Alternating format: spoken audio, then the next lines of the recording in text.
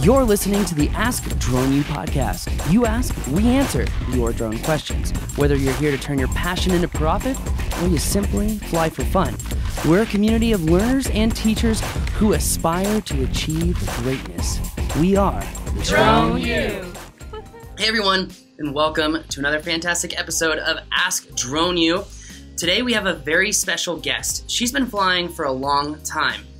But as a pilot, she has evolved from flying manned aircraft to unmanned aircraft. And now she uses drones in her job every day. Once as an investigator, but now as a technical analyst for the NTSB. Cathy, welcome to the show. Hey, thanks, Paul. Nice to be here. So, Cathy, we all want to hear so much about you and what you do and how the NTSB is using drones in their daily efforts. So first off, let's just get started. How did you get into aviation? You know what? It's kind of a neat story. I didn't grow up around planes. I didn't, there were no pilots in the family. And then just one day somebody gave me a ride in a small airplane and that was it. It was just life-changing moment. And so that week I started flying. Within a year, I'd quit my job to go to grad school for aviation and just kept building flight ratings and flying and eventually ended up at the NTSB. So how did you end up at the NTSB? That's a very hard switch from I love to fly to now I like to see how other people fly. Yeah, it was so I've been with the agency. I'm going on my 18th year now. I started as an intern out of my master's degree. I came in as an unpaid intern, and I was just determined that since I had my foot in the door, I was just never going to leave. And so I, stayed around, kept building flight ratings, got a lot of on-the-job training, and then eventually got hired in as an entry-level investigator, I think back in 2003. Nice. So help us understand, what is the role of an investigator? What does the typical scene look like? I mean, how many general aviation crashes are there in a day? Because it's a question I get all the time since we've been talking about, having classes at the NTSB. And people are just like, well, how many crashes are there? They don't hear of crashes very often, and I have to explain, well, it's general aviation. Yeah, and as you're probably aware, our agency, it's all modes of transportation. I mean, I personally work in aviation, but we also investigate railroad, marine, pipeline, hazmat, highway, and along with aviation. But so in aviation only, general aviation, you're talking small two-seater type airplanes, on up, accidents, and then you've got to get into something. The definition of an accident can be a serious injury or substantial damage. And it's a really tricky part. If you bend the right thing, it's substantial damage. So it's technically an accident. But there's about maybe 1,400 a year. About 300 of those are fatal, but it's mostly small private aircraft. Wow, 1,400 per year. But that's somebody bending just the right thing or breaking just the right bone. I mean, they're not all just big catastrophe or anything like that. Understood. Now, let's take the example of a plane crash. Let's say a small Cessna, let's say a 172 goes down. What typically happens when you're out there and you're investigating? Are you trying to figure out where the plane came down, the flight path? I mean, what does a typical investigation look like before drones? Okay, so and you'll be surprised, they don't look that much different after drones. The drones just come in and get things done really efficiently and nicely. But so an investigator, like you mentioned, the example of a Cessna, will have an investigator in charge go on scene, and if it's a fatal, if it's a fender bender, they might just work it from the office, and then if there's maybe an engine exam or some kind of follow-up, they'll chase that after the fact. But let's look at say a fatal Cessna accident. Investigator goes on scene. We'll bring a couple of key resources, probably a power plant specialist and an airframe specialist just to start out with. And then he or she kind of scopes their investigation from there, gets on scene, starts getting information in, witness information, air traffic control, and starts pulling in, more specialized resources to support that investigation. But, a lot of photographs, a lot of measurements, a lot of specialists helping out on that. And it just kind of grows from where they start out, what some of the things that they're seeing and what they might want to know more about. So before drones, what would the typical, I guess in the private world we would call it deliverables, but what would be the end product of what you would collect as an investigator? I mean, you talked about photographs, you talked about measurements. But I know a lot of guys a lot of girls and guys who are listening to this show are probably being like, oh, I totally see how drones can help with measurements, and they're getting excited now. So help us paint the picture of what that looked like before drones. Yeah, well, actually, the end-to-end deliverable in terms of National Transportation Safety Board, there's going to be a final report. There's going to be with a lot of facts in it, and then an analysis report that they're going to analyze the facts, and then it all comes down to a probable cause and safety recommendations. That has not changed through the years. What has changed are the tools, and that's where the drones come in. So back in the day, me in 2003, we might have just started getting digital cameras then, but you're photographing what you see on scene. You're measuring different things like, the length of the ground scar, the lengths of different bends and breaks. Those are all the types of things you're going to photograph and, want to keep with you and use later. I'm trying to think of all the different things you document. One thing where the drone is coming in handy now is you've got an accident that's closing a runway or closing a road. I mean, it used to take a long time for us to get all the measurements and things that we needed in the photographs, and now we can just zip it with the drone, back it up in 3 places, and let them move it. So there's a lot of efficiency there. So help us understand just how much time efficiency that would save if you were... A ton. It's a ton, and it depends on what you're doing. I mean, it's just so fast, and I think it's you'll have to ask Bill because they've actually one accident that they were mapping in the Grand Canyon, they had the guys with the total station, and then we had the drone, and then another one they had a guy on a runway with the wheel measuring everything in the drone, and just speed. Safety, as far as not having to get personnel in all these places, getting the airports open again. I mean, the drones are just fantastic. They're absolutely fantastic. Could you say that it's a magnitude of scale that you save for every hour you did it the other way, it's now 5 minutes with the drone? You're gonna have to get back because I know the Grand Canyon one was huge. It's just unbelievable how much time you're saving, and that's time where. If you've got one investigator and a couple of resources tied up on a scene and you're tied up with that task of all that measuring, you may have witnesses that were kind of hanging around that were like, well, you know what, we're out of here. Or, weather's coming in or something. It's like to have the drone come in, get all that taken care of and done is just amazing. So I guess maybe a better question is when you're utilizing the drone, one thing I'd like to ask the question of is what type of deliverables does the drone add to the investigation? But also, how long does it typically take to, let's say, again, small plane crash, Cessna 172 in the middle of a field, didn't hit a house. How long is it typically taking to map that site? Because a lot of people argue that, government employees, they're just completely inefficient. They're not smart. They're not technically savvy. And here you are. And you're just like, well, hold on a minute. So yeah, here's a story on how quick one was. Bill and I, and you met Bill English, our program lead. We were at Interdrone in Las Vegas, and we were there attending classes and doing whatever. And an aircraft crashed, fatal accident, small aircraft in Jean, Nevada, which was about 30 miles up the street. And he had a drone with him, and I'm like, well, I got some hiking pants. We were there for the conference. And we're like, yeah, let's go map it in the morning. And we had an investigator on the way, and the aircraft was so severely burned, and the FAA had been there, the police had been there, nobody knew what it was. So Bill and I leave out first thing in the morning. I think we left at 5 or 6, found a 24-hour Walmart. Let me tell you, 24-hour Walmart in Vegas is pretty interesting. But got ourselves some gloves, got some paint, headed out with the drone, got out there. While he sat up the drone, I was looking at the burned wreckage, found the data plate of the aircraft, found out what it was, identified it, let the police know, let our investigator know, texted him. He was on his way. And Bill and I had that thing. We did some grids, we did some videos, we did some maps.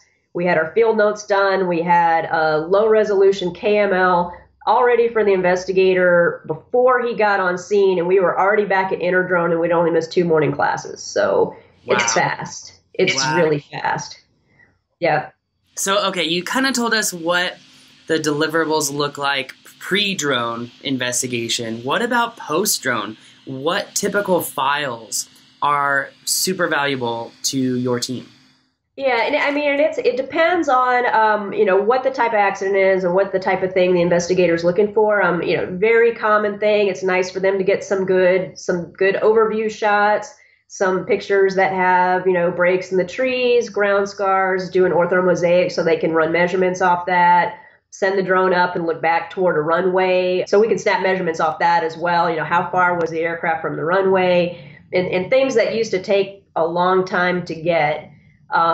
Within a matter of hours, we'll process it low resolution. We'll give them our field notes and we'll type up, heading of the aircraft, length of the ground scar, initial to the end, distance to runway, all kinds of just basic stuff that they can write their preliminary report on. But depending on what else they need, it can just go from there. And that happened to me when I went out to South Carolina. There was a Falcon jet that went off the end of the runway.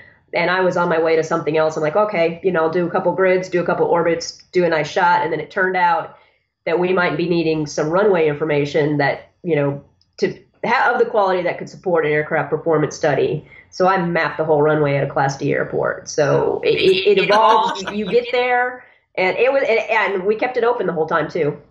Just worked in with the traffic. That's a really powerful message for anyone who's in air traffic control listening to this. She mapped a runway while the airspace was still open.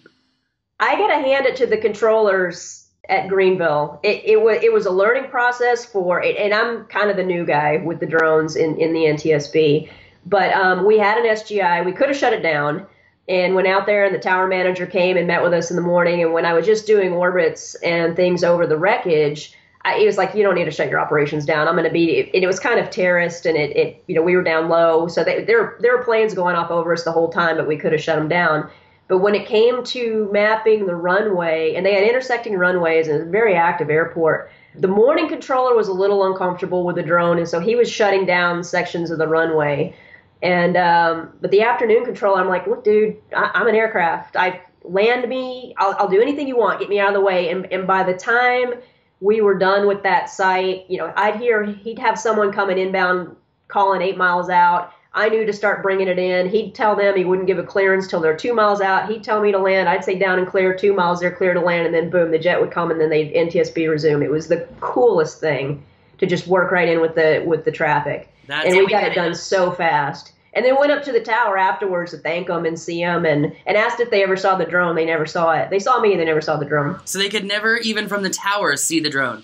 No, and we always make a point to ask that. So he saw me in my vest. He knew when I was pulling it in, but he said they were looking for it and they never saw it. Yeah, that says a whole lot about the ability to see drones that miraculously hit airplanes. Aeromexico. Yeah, no, it's really, really interesting how the human eye is very limited in what it can see. But it's also super empowering to hear how, even though you do have the authority to completely shut the airport down, get what you needed to do, and I could totally see how people may have the perception that, federal investigators or officers or agents, whatever the vernacular is, would just be like, shut it down. This is my airspace. I'm going to get it done. But no, you guys collaborate with people and you work with people. And it's just a message that I just love hearing personally. And I'm sure other people will love hearing as well. Now, there was one particular story I think you wanted to kind of talk about, which was aircraft performance report. Is that right? Aircraft performance report. Investigation report you were mentioning about how you can get all of that done. And the reason I brought this up is because I wanted to talk about the performance of an aircraft before it even takes off. Because in one of your cases, and I think Bill has presented this information, and now you've kind of been going through all the information, sifting through it technically, is the MD-80. The MD-80 that had wind damage.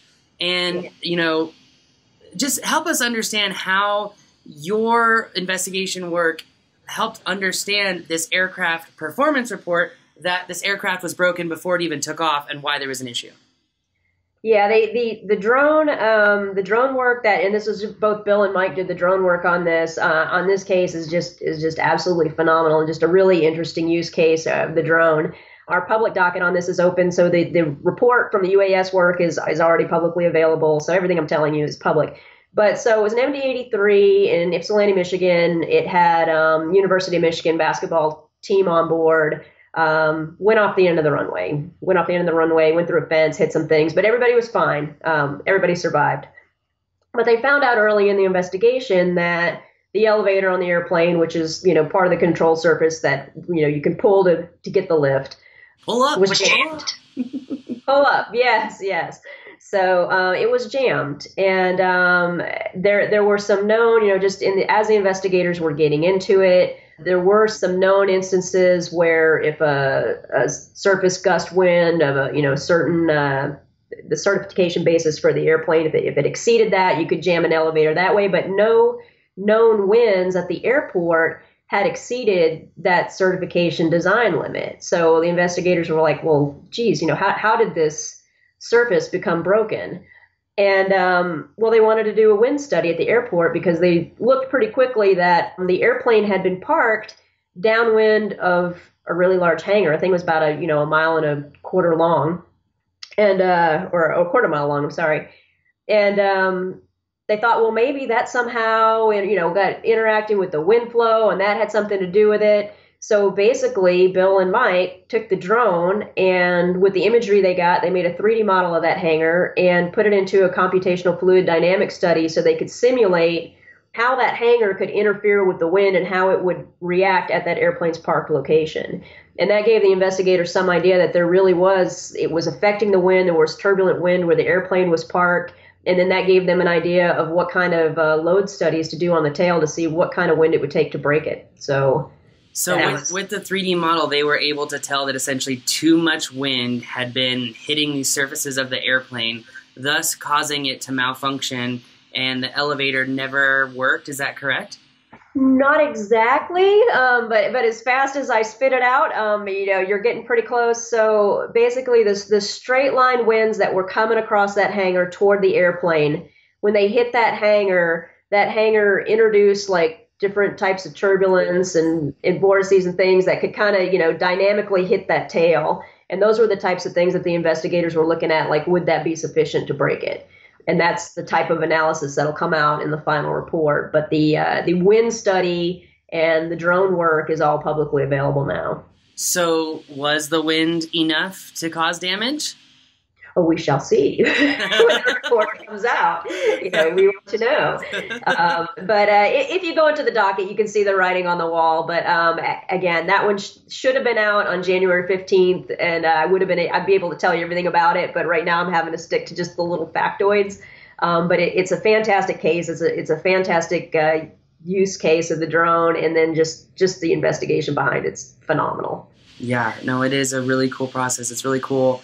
What you're doing. And I know little girls everywhere are looking up to you being like, I want to be her. So I think that you inspire and motivate a lot of people. And I think it's really cool what you're doing. So I guess my next question is how do you see drones playing a future role with the NTSB? Well, we're expanding our cadre, and for everybody who's sitting out there going, oh, how do I get a drone job with the NTSB? We all have regular day jobs with the agency. So our drone work for each of us is an ancillary duty. Right now, there's three of us, actually a fourth. I think Josh, he's an investigator, and on his own investigation took his drone with him because he's checked out and ready to go. So there's four of us, but we're looking to expand so we got better coverage across the country. But we're just always finding new uses for it. I mean, Bill has done. There was a washout underneath a railroad bed, that there was a derailment, and he did some volumetric work on that to see, how much had washed out, just to help with the civil engineering, after the fact. Sightline studies to look for blind spots. If, we can run video. We run video at night because, like, if we've got aircraft data and any data we've got for them that's below 400 feet, we can plug into the drone and refly it with the drone in the same lighting conditions or the same, whatever. And it gives the investigators ideas, is this kind of a black area? Could there possibly be, visual illusion type stuff we should be looking at or things like that? It gives them a lot of information really fast to just kind of help them along in their process. That's awesome. By the way, was Josh at the class hosted at the NTSB? Yes. Yeah, I they turned him loose already. Yeah. So that's awesome. But it was his own investigation, and he went. That's so cool. Bill told me that today. So now there's technically 4 of us. That's awesome. So drones will, it's amazing because oftentimes I find it difficult to orate the use and value of drones because it provides such an astronomical amount of data. It's difficult to navigate that sea of data unless you know what you're looking for. So I think it's really powerful to hear you say, well, we're constantly finding new uses for the data. And I would say for everyone listening to this show, make sure you heard that, right? You're always finding new uses for the drones because they're providing data in 3D space that is, well, not really available until, well, now recently. So, Cathy, thank you so much for coming on the show. I'm really happy to have you on the show. It's really amazing to see what you're doing. And if everyone's watching and listening, which you are, I've flown with Cathy, and she's actually a very, very, very solid pilot. I would trust her. I'm just saying. We have to make sure that we have the best pilots on the show, Cathy. So you were vetted. You're good. She flew the obstacle course. She's good to go. In Addy mode. That's right, in Addy mode. Well, Cathy, thank you for coming on the show. Really appreciate it. Thanks, Paul. All right, everyone, that is going to do it for our show today. If you want to check out the NTSB docket, it is online, ntsb.gov. Check it out. We actually have a new upcoming training as well, May 14th through May 17th, hosted at the NTSB Training Academy, which we will actually be showcasing a new Cessna exercise and go over exactly what you would need to know to map that. Cathy, again, you rock. Can't wait to see what you do in the future. And everyone, thanks again for listening. You're listening to another awesome episode of Ask Drone U.